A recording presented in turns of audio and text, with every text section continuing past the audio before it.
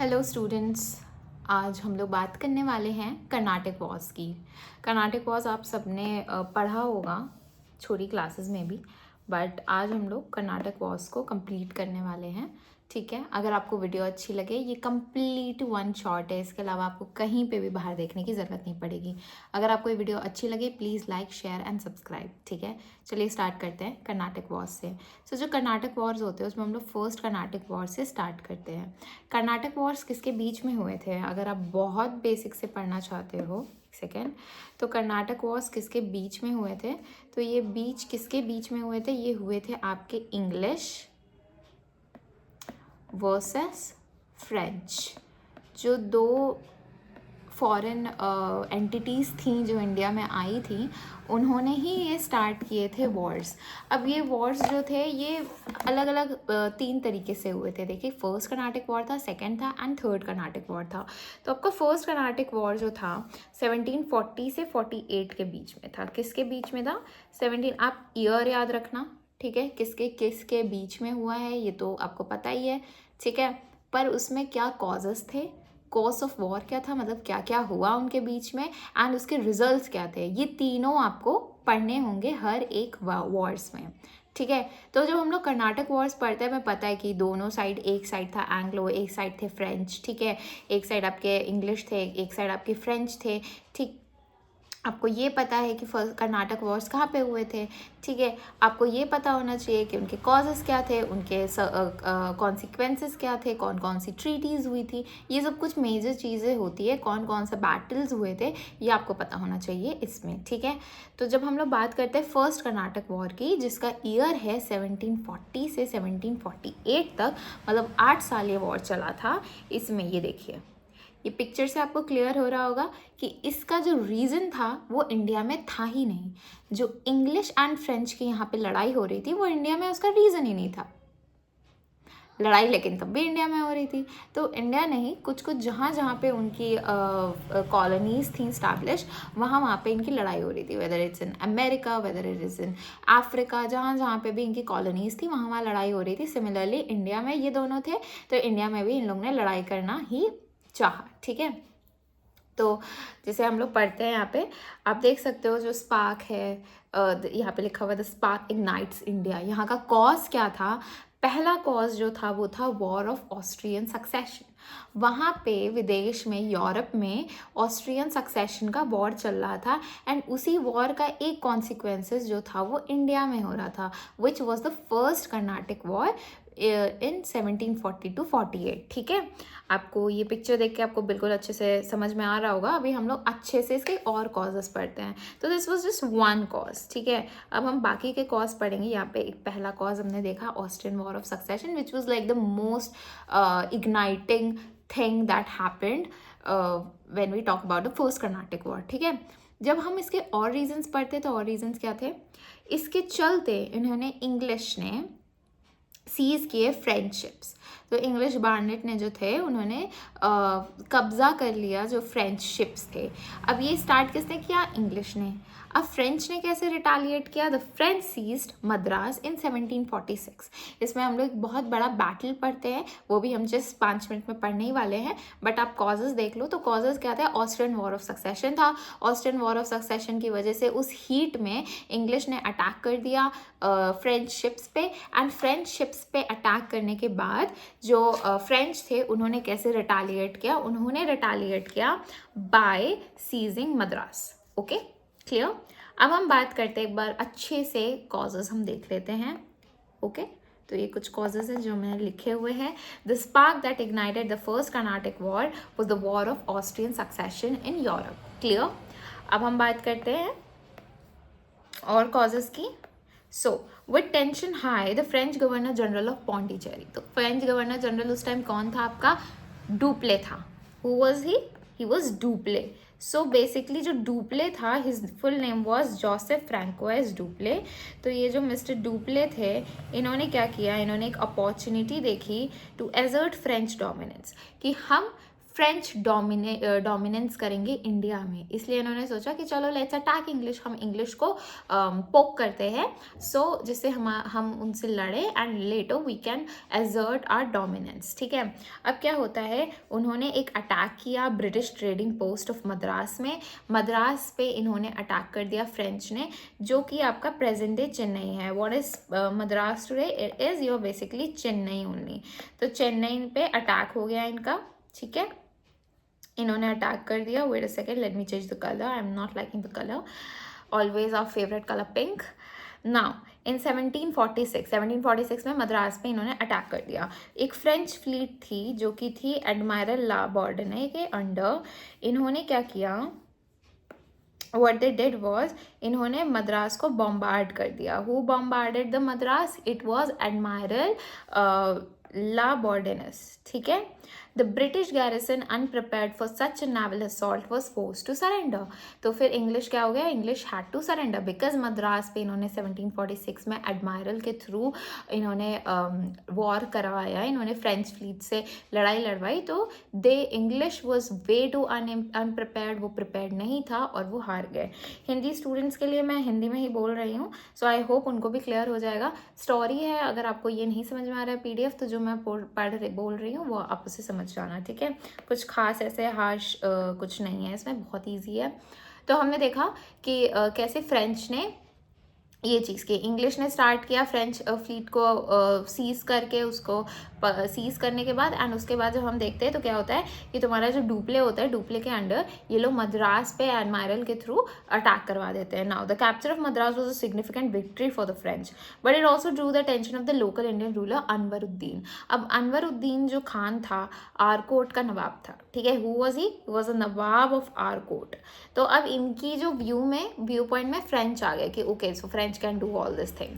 तो अब क्या होता है, उन्होंने यूरोपियन कॉन्फ्लिक्ट को देखा कि on his soil and with alarm and demanded the French return Madras to the British. वो लाइक कि European power is invading us and उनकी प्रॉपर्टी पे अटैक वगैरह कर रहा है। तो he argued with French and he said he was siding the English. उन्होंने इंग्लिश की साइड ली एंड उन्होंने कहा कि नहीं भाई, आपने जो कब्जा वब्जा किया है वो आप उसको इंग्लिश को वापस करो, आप यहाँ पे मत लड़ाई करो, ठीक है।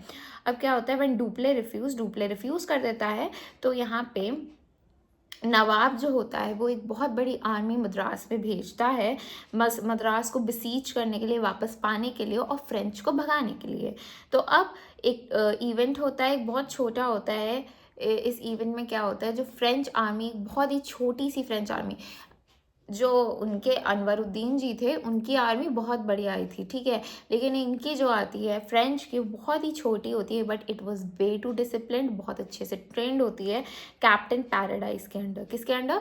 Captain Paradis. तो आपने क्या देखा, डुप्ले इस टाइम गवर्नर था, एडमायरल ला बॉर्डेने के अंडर उन्होंने मद्रास सीज कर लिया एंड नाउ अब कैप्टन पैराडाइज के अंडर यहाँ पे एक वॉर होने जा रहा है अनवरुद्दीन के साथ, ठीक है।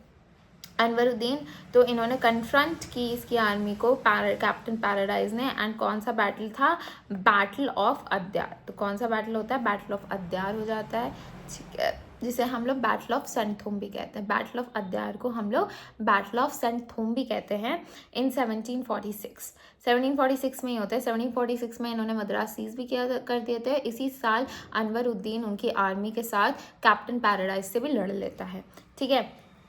अब क्या होता है, फ्रेंच जो होते हैं वो अपनी यूरोपियन मिलिट्री टैक्टिक्स वगैरह यूज़ करते हैं और डिफीट कर देते हैं नवाब को।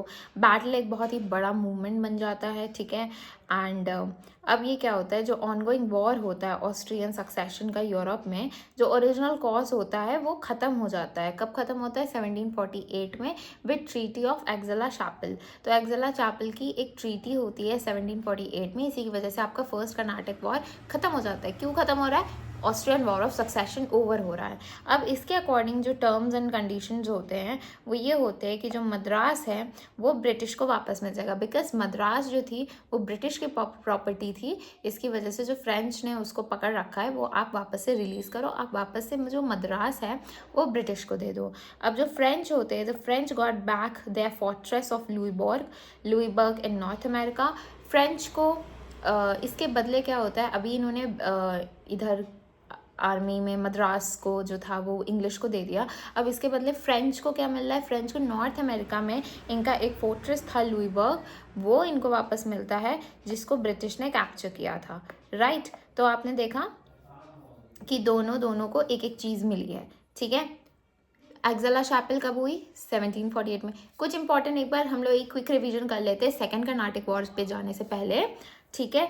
तो हम लोग एक क्विक रिवीजन कर लेते हैं, ठीक है। आई एम सॉरी, थोड़ा सा डिस्कनेक्ट हो गया था, या फटाफट से एक बार हम लोग क्विक रिकैप कर लेते हैं। इसमें जब आप पढ़ोगे, ठीक है, कर्नाटक वॉर में, तो कब हुआ था ये? 1740 से 1748 के बीच में हुआ था, पहली चीज़ ये। दूसरी चीज़ ये, इसका कॉज क्या था? इसका कॉज इंडिया में था ही नहीं, ये इंडिया के बाहर था, जो कि इनका क्या कॉज था? ऑस्ट्रियन वॉर ऑफ सक्सेशन था। ऑस्ट्रियन वॉर ऑफ सक्सेशन इनका होता है, उसके बाद इनके वहाँ क्या होता है कि इनके कुछ कॉजेज़ और भी होते हैं, मतलब मेन तो यही कॉज था। इसके बाद क्या होने लगता है, इंग्लिश जो होती है वो उनकी फ्लीट को अटैक करती है, सीज करती है। इसके बदले 1746 आप याद रखना, 1746 में फ्रेंच जो होते हैं वो मद्रास को कैप्चर कर लेते हैं, एडमायरल ला बॉर्डनी के फ्रेंच जो उनकी फ्लीट होती है उसके थ्रू। एंड उसके बाद क्या होता है? उसके बाद ये होता है कि कुछ टाइम बाद अनवरुद्दीन जो होते हैं, नवाब ऑफ आर्कोट, उनको हो जाता है कि नहीं, ये सब नहीं होना चाहिए। सो ही बैक्ड इंग्लिश, वो इंग्लिश को बैक कर देते हैं, मतलब उनका साथ दे देते हैं। एंड फ्रेंच से लड़ाई करने के लिए एक बहुत बड़ी आर्मी भेजते हैं, बट कैप्टन पैराडाइज के अंदर एक बहुत ही डिसिप्लिन्ड आर्मी जो होती है वो बचा लेती है। किसको बचा लेती है? हमारे लड़ाई में वो जीत जाती है बेसिकली। तो वो जीत जाती है, मद्रास जो होता है वो फ्रेंच के अंडर होता है। लेकिन ये सब चीज़ें जो हो रही होती है वो चल रही होती है, 1748 में आके ख़त्म होती है ट्रीटी ऑफ एक्जला शैपल से। एक्जला शैपल में क्या होता है, इंडिया में जो आपने मद्रास लिया है वो आप ब्रिटिश को वापस कर दो, जो ब्रिटिश ने वहाँ पे फोर्ट्रेस ऑफ लुईबर्ग लिया नॉर्थ अमेरिका में, वो उनको वापस मिल जाता है फ्रेंच को। तो यही चीज़ होती है, बस लेन देन होता है दो चीज़ों का मोस्टली, मतलब होती बहुत सारी चीज़ें हैं एक्जला शैपल में, बट जब हम फर्स्ट कर्नाटिक वॉर में पढ़ रहे हैं तो हमारी ये दो चीज़ प्रोमिनेंट होती है, क्योंकि ये दो चीज़ें उन कॉलोनियल एरियाज़ में हो रही होती है जो रिटालिएशन हुआ था because of Austrian war of succession. And Aix-la-Chapelle में वो चीज़ें सॉर्ट आउट हो जाती हैं when it come in contact with the colonial invasion and colonial में जो वहाँ पे लड़ाई हो रही थी। Now the second Carnatic war, अब ये चीज़ हमने पढ़ी, हम पढ़ने जा रहे हैं second Carnatic war. Second Carnatic war जो होता है वो एक साल बाद ही स्टार्ट हो जाता है। कब स्टार्ट होता है? 1749 से 54 तक। 1749 से 54 तक आपका सेकेंड कर्नाटक वॉर हो रहा होता है। ये देखो, अब इसमें आपको क्या दिख रहा है?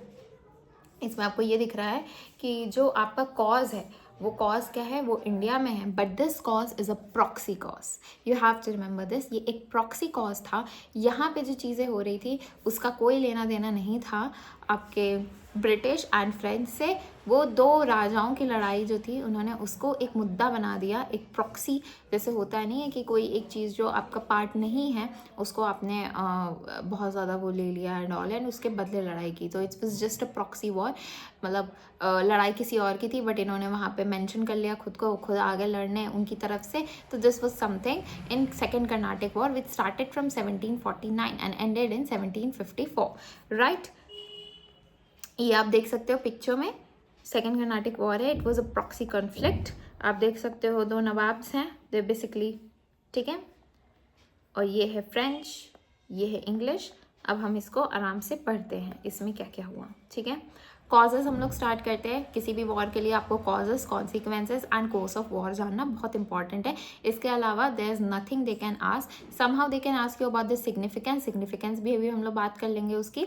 सिग्निफिकेंस मीन्स किसी चीज़ की इंपॉर्टेंस, मतलब इस वॉर से क्या एक चीज़ निकल कर आती है, क्या एक इम्पॉर्टेंस था इस वॉर का, ये हमें पता करना, इसको हम सिग्निफिकेंस कहते हैं, right. Now the Anglo French war, the Anglo French rivalry, the deep-seated commercial and political rivalry between the French and the British East Indian companies, which had led to the First Carnatic War, did not end with the Treaty of Aix-la-Chapelle. While the two nations were technically at peace in Europe, their respective companies in India remained highly competitive and reviewed each other's success as a direct threat.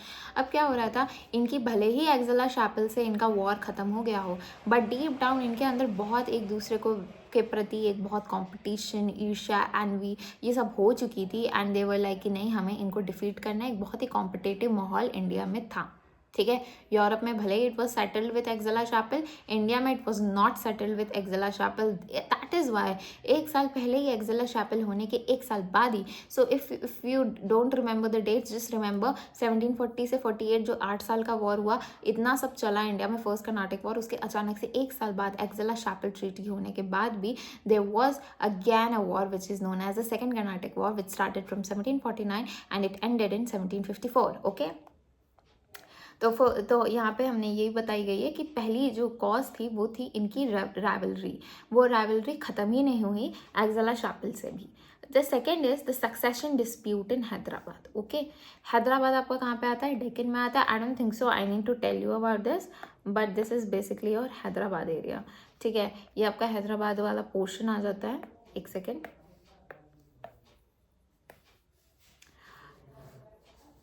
Fine.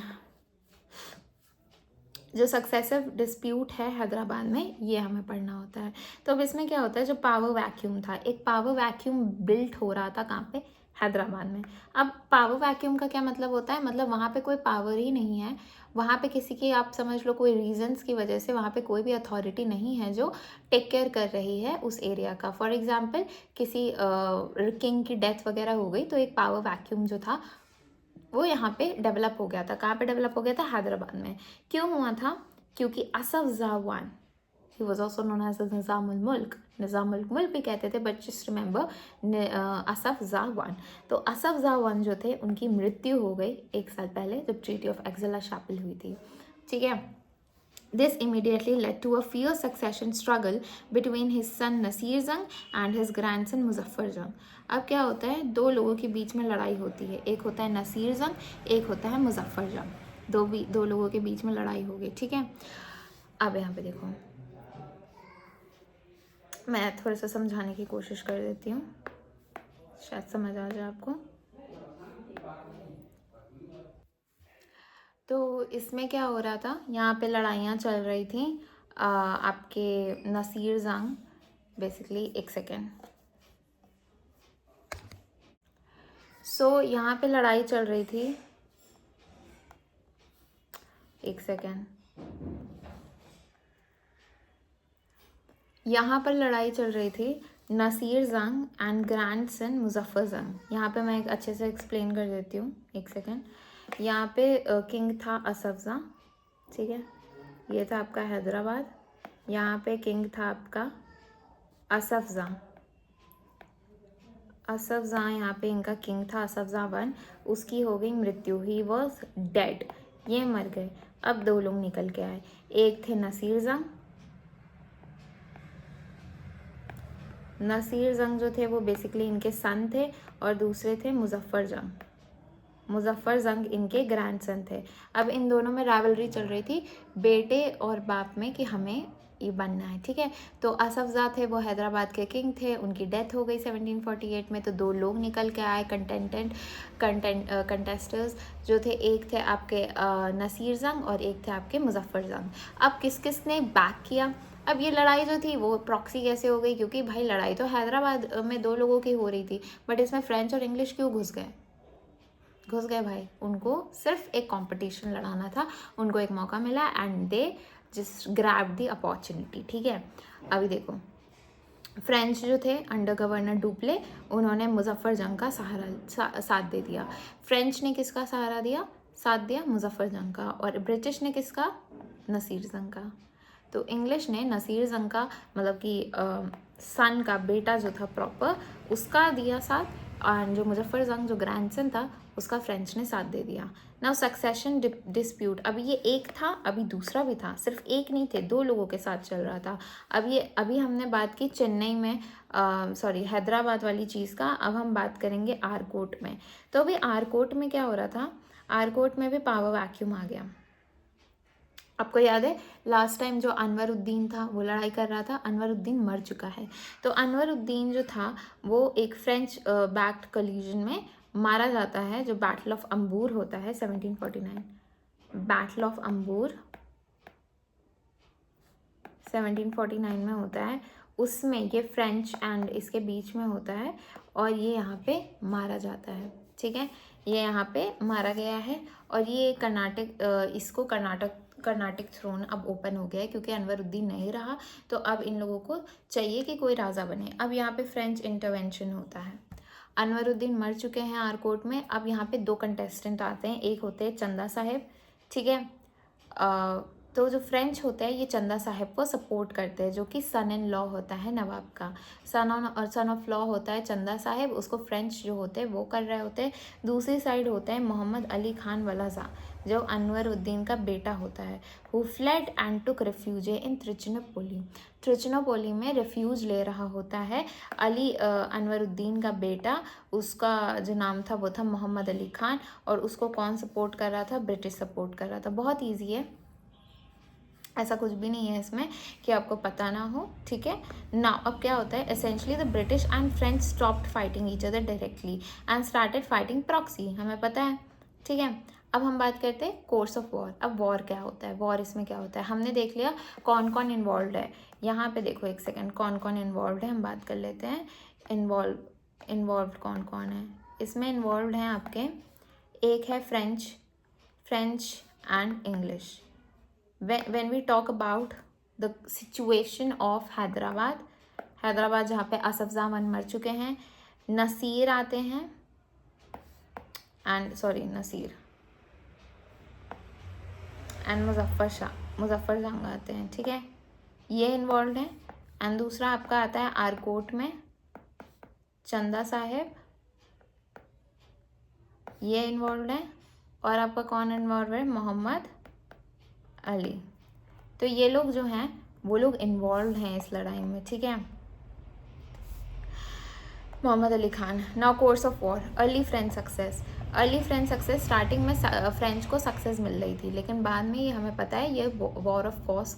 Of war कहाँ पे जाता है, ठीक है। जो French थे वो Dupleix के अंडर जीत रहे थे।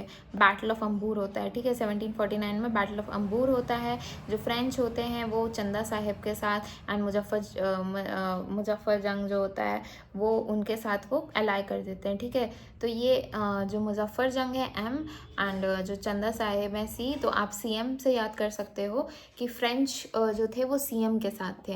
ये एक अच्छी ट्रिक है टू रिमेंबर कि कौन किसके साइड था। तो when we talk about CM, C से चंदा साहिब एंड M से मुजफ्फर जंग, तो आपको याद रहेगा कि CM जो थे वो फ्रेंच के अंडर थे। चंदा साहिब कहाँ से थे? चंदा साहिब आरकोट के थे एंड जो आपके मुजफ्फर जंग थे वो हैदराबाद के थे, ठीक है। तो आपको याद रहेगा बैटल ऑफ अम्बूर में इन्होंने इनका साथ दिया और ये एक अलायंस बन जाता है। इन्होंने डिफीट किया अनवरुद्दीन खान को। अनवरुद्दीन खान यहाँ पे डिफीट हो जाता है। चंदा साहिब जो होते हैं वो आरकोट कर्नाटक या आरकोट के एक नए नवाब बन के आते हैं, चंदा Sahib, right. Now Hyderabad succession. अब हैदराबाद के सक्सेशन की बात करते हैं। मुजफ्फर जंग जो थे उनको फ्रेंच ने सपोर्ट किया, वो इवेंचुअली वो बन भी गए निज़ाम ऑफ हैदराबाद, लेकिन वो बाद में असैसिनेट हो गए, ठीक है। We will talk about this later. Dupleix जो थे उन्होंने चंदा साहिब को तुरंत जो था वो एक दूसरे फ्रेंच बैक कैंडिडेट जो सलाबत जंग था उसके साथ उन्होंने चेंज किया, जिन्होंने ग्रांट किया कि एक French significant territorial and financial concessions के लिए, एक इन्फ्लुएंशियल बनाने के लिए वो किया। तो अब देखते हैं हम लोग कैसे हो रहा था यहाँ पे चीज़ें। एक बार फिर से बता देती हूँ। बैटल ऑफ अम्बूर होता है 1749 में। जो फ्रेंच होते हैं वो चंदा साहिब के साथ अलाई कर लेते हैं एंड मुजफ्फर जंग के साथ अलाई कर लेते हैं और एक न्यू नवाब जो होता है वो बन के आते हैं चंदा साहिब, ठीक है। ये कहाँ इसमें किसको हरा देते हैं? अनवरुद्दीन, जो हमने ऊपर बात की थी। ये एक चीज़ हो गई होती है। और हैदराबाद के सक्सेशन में क्या हो रहा था? सलाबत पहले आपका जो होता है वो मुजफ्फर जंग सपोर्ट हो रहा होता है फ्रेंच की तरफ से, बाद में सलाबत जंग बनाया जा जाता है जब वो भाग फ्लेड अवे हो जाते हैं एंड ये सब हम देख रहे होते हैं। अब हम देख रहे होते हैं कि फ्रेंच ही जीत रहे हैं, वेदर इट्स देयर अलाइज है जो भी है वही जीत रहे थे। तो ब्रिटिश इन पैरल हुआ। जो ब्रिटिश बैक कैंडिडेट थे कर्नाटक थ्रोन मोहम्मद अली, वो कन्फाइंड हो गए त्रिचुनापोली में। तो मोहम्मद अली जो थे वो त्रिचुनापोली में थे, जो कि इंग्लिश द्वारा बैकड थे, ठीक है। एंड उसकी सिचुएशन बहुत ख़राब थी। ये चीज़ हमने पढ़ी। अब हम देखते हैं कि ये जो चीज़ें अगेंस्ट चल रही थी ब्रिटिश की, इन्होंने कैसे अपने फेवर में लिया, राइट। टर्निंग पॉइंट आता है Clive and the siege of Arcot. अब क्या होता है, ये सब चीज़ ख़राब चल रही थी बट 1751 में आरकोट का सीज़ होता है। किसका सीज होता है? आरकोट। आरकोट को ये लोग हड़प लेते हैं। कौन हड़प लेते हैं? इंग्लिश। किसके थ्रू? क्लाइव के थ्रू। तभी यहाँ से क्लाइव फेमस भी होता है, ठीक है। Clive daring move to relieve pressure on Trichinopoly. Trichinopoly में मोहम्मद अली एक कंटेंडर जो था इंग्लिश के साइड से, जिसने बैक किया था, इंग्लिश ने जिसको बैक किया था, उसके ऊपर से रिलीव हटाने के लिए इन्होंने क्लाइव जो थे वो मार्च करते हैं आरकोट पे। आरकोट पे जाते हैं और वहाँ पे चंदा साहिब को पकड़ लेते हैं, ठीक है। आरकोट में जाके चंदा साहिब को पकड़ लिया जाता है। अब आरकोट का सीज होता है, एक एज डिस्कस्ड अर्लियर, चंदा साहिब के जो बेटे होते हैं Raja Sahib besiege Clive and a small garrison in Arcot for 53 days. 53 days के लिए ये पूरी लड़ाई वड़ाई चली। क्लाइव का एक अच्छा सा डिफेंस वगैरह से राजा साहिब को वापस से जाना पड़ा और ये एक फ्रेंच प्रेस्टीज के लिए बहुत ख़राब था। तो आपने देखा 1751 was a turning point for British and यहीं से ब्रिटिश डोमिनेंस जो थी वो स्टार्ट हो गई थी। अब क्या होता है? फ्रेंच हार चुके हैं। चंदा साहब जो थे, जो अभी आरकोट के बहुत राजा वाजा बने हुए बैठे थे आफ्टर बैटल ऑफ अंबूर, उनका डाउनफॉल हो गया होता है, ठीक है। Robert Clive and the British forces pursued the French backed Chanda Sahib. Clive secured victory at Ernie and successfully lifted the long standing siege of Muhammad Ali. Mohammad Ali जो थे वो फ्री हो गए होते हैं। आपका जो क्लाइव था उनको विक्ट्री मिल चुकी होती है। चंदा साहिब कैप्चर होके एग्जीक्यूट हो चुके होते हैं 1752 में। तो चंदा Sahib is dead which was supported by French. Similarly French की भी यहाँ पे हालत टाइट हो गई होती है, ठीक है। The French hopes of installing their own Nawab in the Karnataka. ये इनका जो था, जो इन्होंने सोचा था कि हम अपना कर्नाटक में अपना खुद का एक नवाब सेटल लगाएंगे, वो सब अब ख़त्म हो चुका होता है क्योंकि बिकॉज दे लूज़।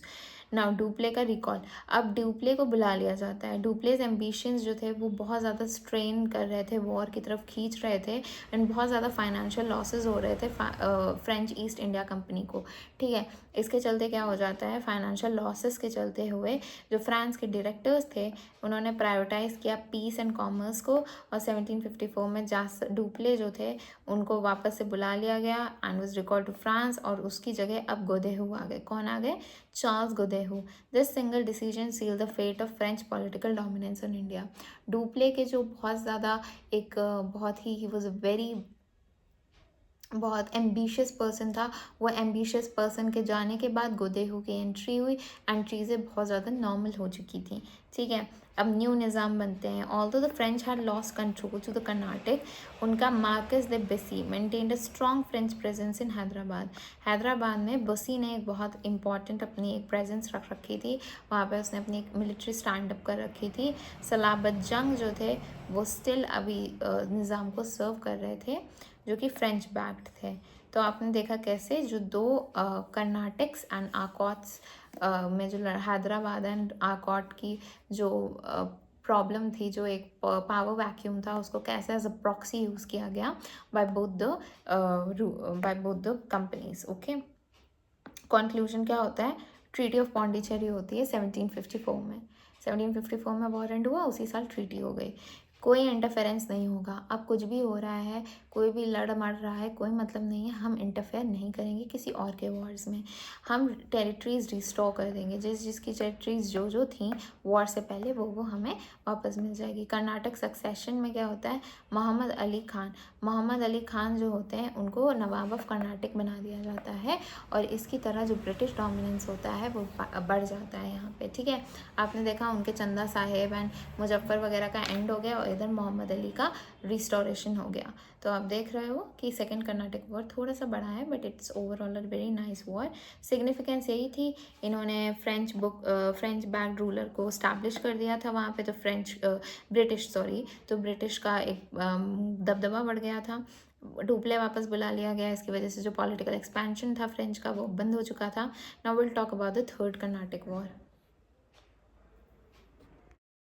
अब 1754 में जब वॉर एंड हुआ उसके बाद हमारा थर्ड कर्नाटक वॉर भी स्टार्ट हो गया। ये स्टार्ट हुआ था हमारा 1758 से। सो ये हुआ था 1758 से 63 तक, कुछ साल ही चला, ज़्यादा लंबा नहीं चला ये वॉर। एंड इसका कॉज भी इंडिया से बाहर था, okay? Unlike the first two wars, which were often sparked by local issues, the third Carnatic War was a direct consequence of the global 7 Years' War. Question आ सकता है 7 years war कब start हुआ था, तो 7 years war 1757 में start हुआ था. 1756 से 1763 in Europe, in which Britain and France were on opposing sides. ये अपोजिंग साइड्स पे थे, ब्रिटेन एंड फ्रांस अगैन. तो ये 7 ईयर वॉर आपका थोड़ा इंपॉर्टेंट होता है. ये स्टार्ट होता है 1756 से 1763 में.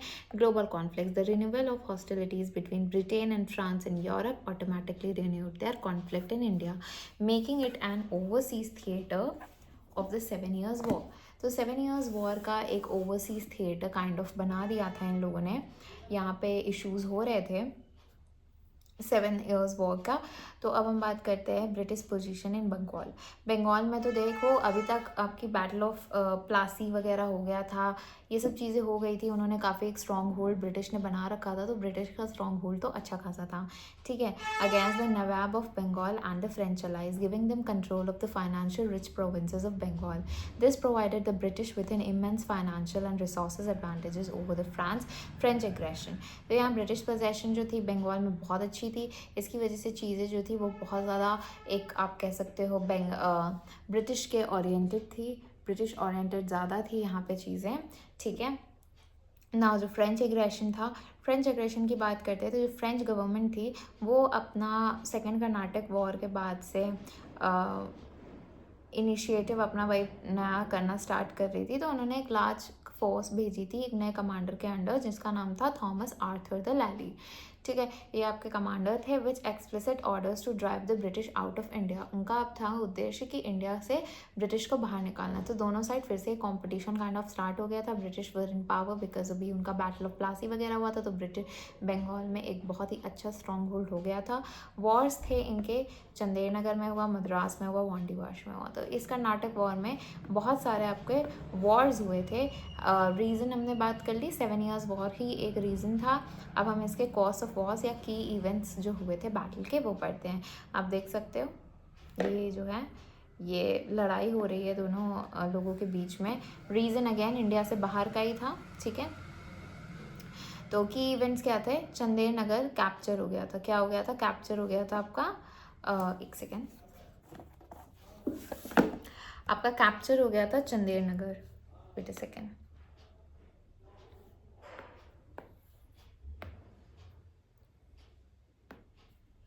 चंदेर नगर आपका कहाँ पे पड़ता है, चंदेर नगर आपका पड़ता है बंगाल में, ठीक है.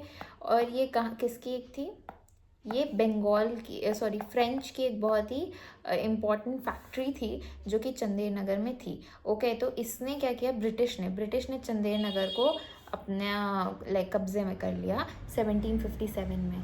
प्लासी वाले ही साल में इन्होंने उसको कैप्चर कर लिया. अब क्या हुआ, इसकी वजह से जो फ्रेंच रिसोर्सेज थे और जो फ्रेंच जो था वो क्रिपल हो गया. तो Chandernagar was a very important site of French and उसको जब उन्होंने नुकसान पहुंचाया तो फिर फ्रेंच को भी काफ़ी नुकसान पहुंचा, ये बताने की बात है. अब मद्रास में सीज हो गया. अब इसका बदला जब चंदेर नगर में तुमने ब्रिटिश ने अटैक किया है तो अब फ्रेंच रिटालिएट करेगा. फ्रेंच ने कैसे रिटालिएट किया, ऑब्वियसली मद्रास को सीज करके. अब ये कब हुआ, अगले साल ही हो गया 1758 से 59, पूरा 2 साल चला है ये आराम से. इसमें क्या हुआ था, लाली जो थे वो इंडिया आ के होते हैं, he is the new governor. इसके अंडर आर्मी लेड हो रही है. उनके पास स्टार्टिंग में कुछ सक्सेस हुई, सेंट डेविड वगैरह उन्होंने कैप्चर कर लिया. फिर इन्होंने बहुत ही लेटर ऑन बहुत अनसक्सेसफुल हो गए. Siege of the main British stronghold Madras में वो नहीं कर पाए. The siege had to be lifted due to the arrival of a powerful British fleet. तो ब्रिटिश फ्लीट के आने की वजह से इन्होंने अपनी चीज़ें जो वहाँ से इन्फ्लुएंसेस वगैरह थे जो इन्होंने अटैक वगैरह किया था वो इनको हटाना पड़ा. तो basically they were unable to win against किसके, ब्रिटिश के. Okay, now battle of Wandiwash. Now this is very important. 1760 का एक बहुत इंपॉर्टेंट बैटल होता है जिसका नाम होता है बैटल ऑफ वांडीवाश. जरा सा जल्दी से क्विकली इसको गो थ्रू करते हैं. This was the single most decisive engagement of all the Karnataka war. सबसे इंपॉर्टेंट एंड सबसे ज़्यादा सिग्निफिकेंट वॉर जो तीनों कर्नाटक वॉर्स में हुआ यही हुआ है, क्योंकि यहीं पर पता चलेगा कि फ्रेंच इंपॉर्टेंट है या इंग्लिश इंपॉर्टेंट है, किसका यहाँ पे रुतबा रहेगा इंडिया में, ठीक है. तो यहाँ पे क्या होता है, बैटल ऑफ वांडीवाश में ये कमांडर्स जो होते हैं इसमें वही काउंट द लैली होते हैं, were decisively defeated by the English forces. तो सर आयरकूट के साथ हुई थी ये लड़ाई. Sir Eyre Coote versus count de Lally. Outcome क्या हुआ था वांडी वाश में, फ्रेंच पावर को एक बहुत गंदा ओवरफ्लो हुआ था, लाइक ओवर शैटर्ड हो चुके थे, एक मैसिव ब्लो था उनके लिए। एंड पौंडीचेरी भी फ्रेंच के हाथ से छूट गया था 1761 में। तो यहाँ पे होता है वांडी वॉश के बाद जो होता है, ब्रिटिश जो होते हैं वो फ्रेंच कैपिटल इंडिया की जो होती है पौंडीचेरी, उस पर अटैक कर देते हैं और पौंडीचेरी ब्रिटिश के पास चला जाता है। ब्रिटिश जो होते हैं वो फोर्टिफिकेशंस वगैरह डिस्ट्रॉय कर देते हैं, पॉलिटिकल पावर्स की एंड करना चाह रहे होते हैं। तो ये सब चीज़ें हो गई होती हैं। बैटल ऑफ वांडी वॉश, पौंडीचेरी का, तो यहाँ मैंने लिखा भी हुआ है। चंदेर नगर हमने देखा, चंदेर नगर किसने, इंग्लिश ने पहले स्टार्ट किया, इंग्लिश ने चंदेर नगर पे अटैक किया। मद्रास जो था वो लैली जी ने करवा दिया। And later on battle of Wandiwash में लैली हार जाते हैं आयरकूट से एंड पौंडीचेरी का फॉल हो जाता है। पौंडीचेरी के फॉल की वजह से क्या होता है कि फ्रेंच की कैपिटल थी ऑब्वियसली, उस वही चली गई तो बात ख़त्म हो जाती है। नाउ एंड क्या होता है, ट्रीटी ऑफ पेरिस होती है। अब ये ट्रीटी ऑफ पेरिस कब होती है, 1763 में, वॉर के एंड होने पे। 1758 से स्टार्ट हुआ वॉर, अब 1763 में ख़त्म हो रहा है। इसमें क्या होता है, पौंडीचेरी और चंडेर नगर जो होते हैं वापस से फ्रेंच को मिल जाते हैं और फ्रेंच को एज अ ट्रेडर रेस्ट्रिक्ट कर दिया जाता है कि अब फ्रेंच की जितने, क्योंकि ऑब्वियसली फ्रेंच ने तो कुछ भी नहीं एक्वायर कर पाया, उन्होंने मद्रास वगैरह ट्राई किया बट दे फेल्ड। तो सिर्फ क्या गया, पौंडीचेरी हाथ से गया, चंदेर नगर गया, किसके हाथ से, फ्रेंच के हाथ से। तो फिर ट्रीटी ऑफ पेरिस में चंदेर नगर एंड जो पौंडीचेरी था वो वापस से फ्रेंच को मिल गया एंड उनको कहा गया कि अब you are just a trader in India, इससे ज़्यादा आपका कोई महत्व नहीं है इंडिया में, you can do nothing here. यहाँ पे इनका ये ख़त्म हो जाता है। सिग्निफिकेंस क्या होता है, फ्रेंच ड्रीम जो होता है कि हम एक पॉलिटिकल पावर स्टैब्लिश करेंगे, वो एक they just reduced as a trader, वो ट्रेडर की तरह बस एक रह जाते हैं। ब्रिटिश सुप्रीमेसी यहाँ पे आपकी सीमेंटेड दिखती है। The British now had an unquestioned political and military base in 3 की रीजन्स, बंगाल, बॉम्बे, मद्रास। अब यहीं से आपका इस्टेब्लिशमेंट इनका प्रॉपर स्टार्ट होता है। इसके बाद यहीं पर हमारे तीनों कर्नाटक वॉर्स ख़त्म हो गए होते हैं। तीनों की treaty of Aix la Chapelle, treaty of Pondicherry and treaty of Paris, ये आप याद रखिएगा अच्छे से। एंड इनके कॉजेस, इनके की इवेंट्स क्या थे, बैटल्स कौन से थे, वांडी वॉश किस में हुआ और अम्बूर किस में हुआ, एंड सेकेंड में कौन कौन से किंग्स थे, किन किन के साइड से, आपको ये एंड ईयर एंड इनके जितने भी ये सब चीज़ें ये आपको पता होनी चाहिए। इसके अलावा यहाँ से कुछ अलग नहीं आने वाला है। दिस वॉज इट, इससे ज़्यादा आपको पढ़ने की ज़रूरत नहीं है in case of the Karnataka wars. यहीं तक है आपका first, second, third Karnataka wars है। There is nothing more about it. सबको पता है किसके अगेंस्ट हुआ था, फ्रेंच एंड इंग्लिश के बीच में हुआ था। ये सब चीज़ें कुछ कुछ इंपॉर्टेंट थी जो मैंने कवर करा दी हैं।